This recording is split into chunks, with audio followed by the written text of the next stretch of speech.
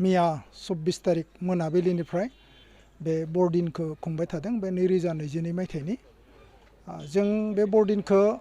रंजानायनि बा फालिनायनि उद्देश्यआनो जाबाय जा जिसु ख्रिस्ट जि जोंनि पापनि थाखाय जोनोम जाबाय दिनैनिफ्राय प्राय 2022 बोसोर सिगां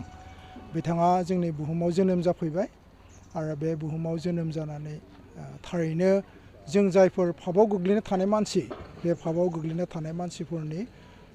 उद्धारनि थाखाय बा बोखांनो थाखाय बिथाङा जोनोम जादोंमोन। दायो जों बिनि मुङावनो बे जिसु ख्रिस्टआ जोंनि पापनि थाखाय बे बुहुमाव फैनायनि थाखायनो थारैनो जोङो खोब माने गोसो रंजानायजों माने रंजानाय जायो आरो बे फारिलाइखौ बिहेखै 24 तारिख मोनाबिलिनिफ्राय प्राय 26 तारिखसिम फालिनाय जायो आरो जोंनि बे बरिगाव मण्डलिया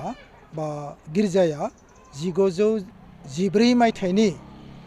27 जानुवारियाव गायसनजादोंमोन आरो बिहेखै बे समाव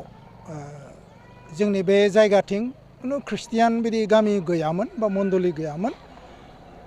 बे बरि गामियानोल'मोन आरो सिगांसिन बे आमेरिकानिफ्राय फैनाय GR camphor George Richard camphor बिथाङा फैनायमोन आरो बिथाङा जोंनि मण्डलियाव अबयसे बिथांखौ जों लिंनासो लाबोनायमोन गुवाहाटीयाव बिथाङा दंफैयोमोन आरो बिथांखौ लिंना लाबोनानै जोंनि मण्डलिया बे 1914 मायथाइनि 27 जानुवारियाव गायसनजादोंमोन।